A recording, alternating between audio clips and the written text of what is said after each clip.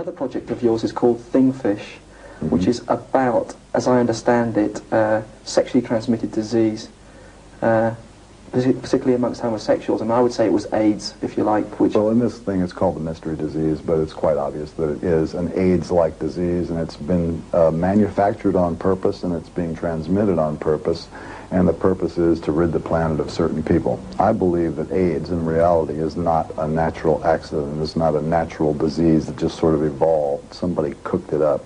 I think that it's something that either escaped from a genetic engineering laboratory or something that was manufactured on purpose in a genetic engineering laboratory to somebody's specifications.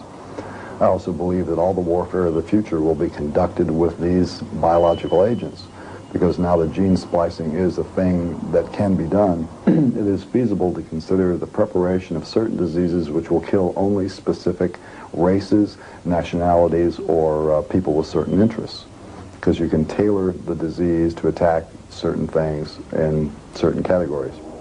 For example, there are diseases now which affect only certain types of people. Tay-Sachs disease, which affects certain Jewish people. Sickle cell anemia, which affects black people.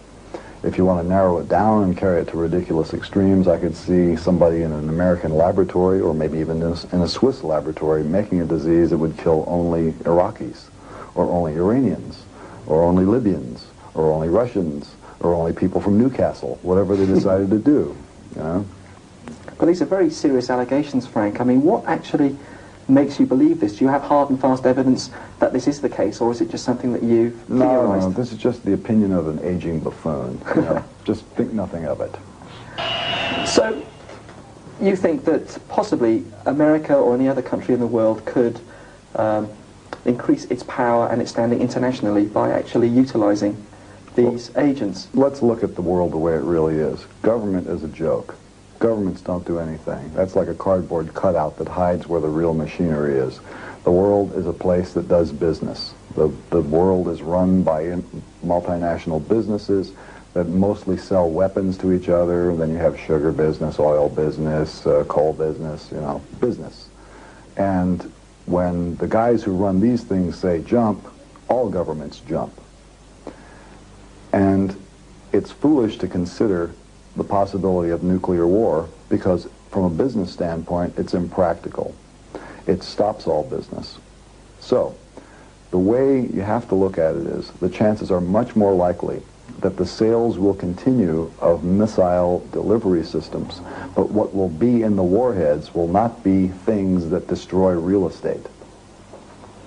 It's much more practical to think of missiles going someplace and putting out chemicals or microbes that enable the one party to subjugate the other party by controlling its labor force while leaving the buildings intact. So you've subjugated them, and now you got a bonus. You have their machinery, you got this, you got that. And I believe that there's somebody sitting in an office someplace that's working on it, and that's the practical way to do it.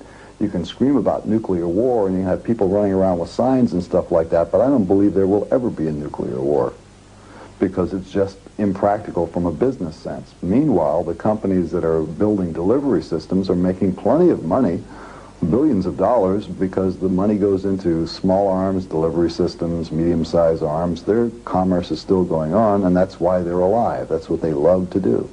Yeah, that's already been borne out by missile systems that have been developed that do, in fact, destroy people and not buildings. I take your point there, but if you take somewhere as complicated as America, which is a real potpourri of different religions, different races, you're going to have a mighty complicated missile to have to destroy the people of America, because you've got Jews, you've got Anglo-Saxons, you've got all sorts of different races. So doesn't the argument kind of fall down there in that, as I say, you'd have to actually develop a really complicated missile to destroy the America? Russians would have to develop a really complicated missile to destroy the United States. The Americans would not have so much trouble. And under an administration like Reagan, I'm sure that they've sat down and looked at the numbers and said, this is a pretty terrific idea. Having said all that you just said... Oh, wait, there's more. They not only thought it was a terrific idea, but they were convinced that Jesus wanted them to do it that way. Right, fair enough. Having said all that you have said, does it make you ashamed to be American? Absolutely not, because I want to say right now, I'm happy to be an American, and I have nothing to do with Ronald Reagan. the way he and his Jesus people are has got nothing to do with me being a citizen of that country. Let me tell you one great thing about America that everybody in Europe could be jealous of.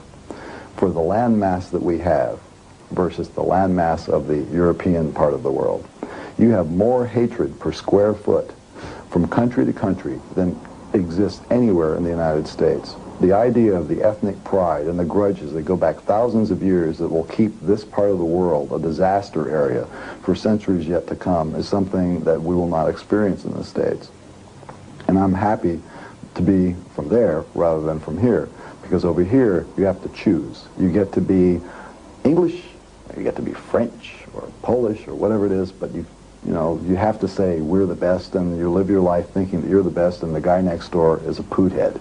And you have to conduct your business that way, and it's the business of hate. There's no cooperation, there's no standardization, and you can insulate yourself and think that what you're doing in your country is really terrific, but it's not.